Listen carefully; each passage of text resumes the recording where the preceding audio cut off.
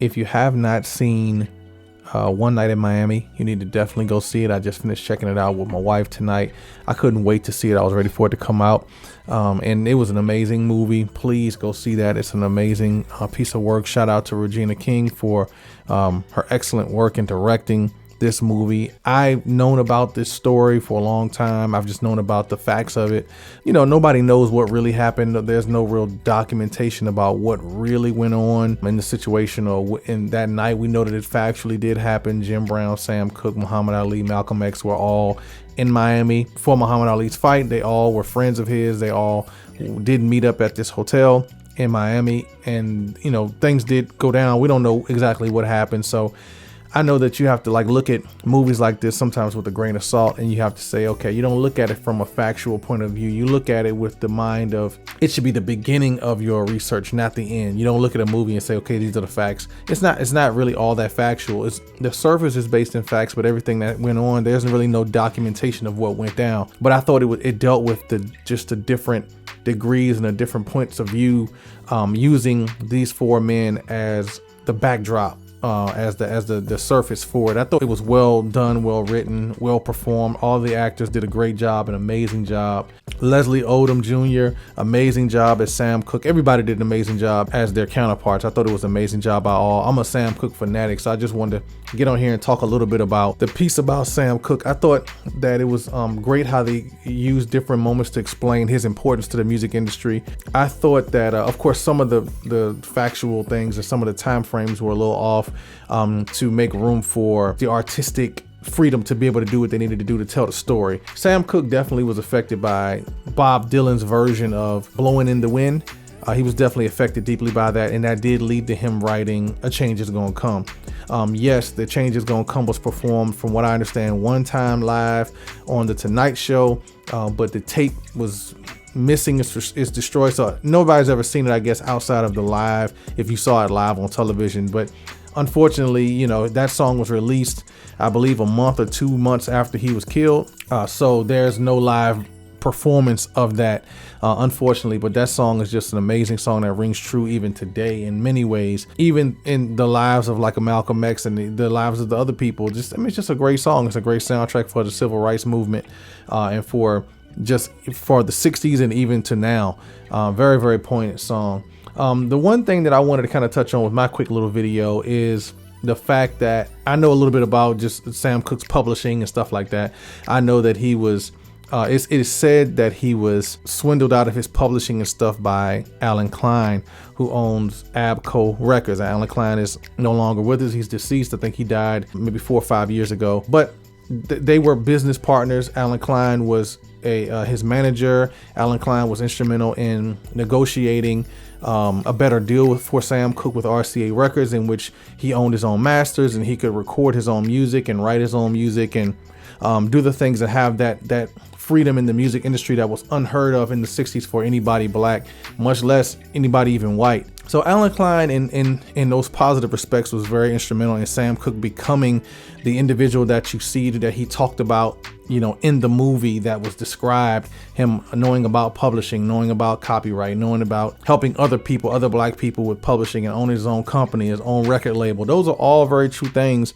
And it was the dealings and the workings of Alan Klein that helped him get those things. However, it is said that Alan Klein and Sam Cooke were supposed to have been, I guess, partners in Sam Cooke creating his publishing company and his SAR Records, and Sam Cooke was supposed to be the owner and the president and owner of the company, and Alan Klein was supposed to be like vice president or secretary, or he had some other role. But in turn, Sam Cooke, before he died, found out that it was the other way around, that in essence Alan Klein had in some kind of way messed with paperwork or something. We don't know. It's just all alleged. This is not factual. We just know it's alleged. So don't come for me. So at some point, Alan Klein allegedly was able to have documents saying that he was indeed the owner of the publishing company and the record label and all of the holdings of Sam's master recordings, and Sam was an employee of him. So just one documentary that I saw, I can't think of the name of it, but it said that Sam found this out, and him and Alan Klein had spoken, and they had an argument about it.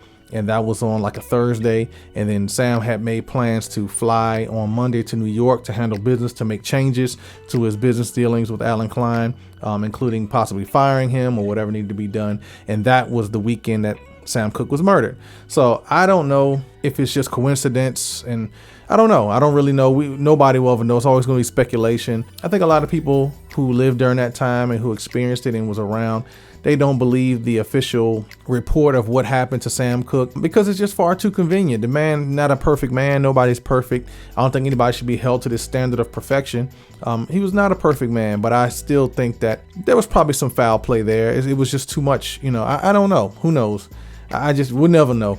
I just say he's one of my heroes, great musician. I think what he did, I've known about this story. I'm a Sam Cooke fanatic, so I've known about this stuff for 20 plus years, knowing about who he was and what he brought to the table and how important he was. And I'm so glad overall that his story is being told in bits and pieces and people are getting to know who he was. If you haven't seen The Two Sides of Sam Cooke, I think it's what it's called. The Two Deaths of Sam Cooke is what it's called. It's a Netflix documentary. Please check that out. I thought that was very, very great. I had my hands on the documentary. It's probably on YouTube by now, but I had the DVD many, many years ago. That was another documentary talking about Sam Cooke, and it had different people, Lou Rawls, Bobby Womack, different people on there who spoke about him when they were alive as well. This is once again, it's a great movie, a great film. You should definitely go check it out. I don't want to give up anything about it, but you should definitely check it out and then go do your research. There are definitely books on Sam Cooke. There's books on Malcolm X. I've got to dig those books that I have out of my crates and go open them up and take another look at it myself, because this has really stirred my my interest in it even more, to really just learn about the past and our history, and also to learn about now. If you're a musician now, if you're a singer now, if you're an artist now, learning about publishing, learning about, all of those things. Oh, the one thing, to get back to the point of why I thought about the whole thing with Alan Klein and ABKCO Music. For this movie, if you look at the ending credits, every song that Sam Cooke wrote, or that was a Sam Cooke song that was used in the movie, the publishing is owned by ABKCO Publishing or ABKCO Music. I just thought it's just kind of sad, because they talked about owning publishing and all of that. They talked about how you could see how important that was to Sam Cooke in his life when he was living. To see that in real life, that man, that's a true statement, that Alan Klein and his company own Sam Cooke's publishing, and it's right in front of your faces. If you look at the ending credits for all the songs, You Send Me, written by Sam Cooke, published by ABKCO Records. ABKCO Music is the company that Alan Klein owned. You look at, let's see, there's another one, Put Me Down Easy, written by Sam Cooke, published by ABKCO. There's other ones, all kinds of songs on here. Chain Gang, all the different songs that they use that were written by Sam Cooke, every last one of them says published by ABKCO Music Incorporated. So that is indeed a fact, that Sam Cooke thought he owned his publishing, but he did not. Like, Sam Cooke's music has generated millions of dollars over the years. He died in 1964, December the 11th. And man, it's he's about to turn 90. He would have turned 90 next week. It would be his 90th birthday. So from the time he was 33, I think, when he passed, and up until now, it's been a lot of years. And his estate should have earned a lot of money behind his publishing, all the songs that he wrote, because he was really a songwriter. He really wanted to be about his business. So it's kind of bittersweet to see the movie that's supposed to uplift him and show his story. Even for them to make the movie and use his music, they had to go through ABKCO Music. So I just wanted to touch on that. Hopefully I don't take too long, but y'all definitely check it out. Regina King did an amazing job. Leslie Odom Jr., amazing job playing my man Sam Cooke. And man, I hope y'all enjoy it. I hope y'all go check it out. And peace until I talk to you next time.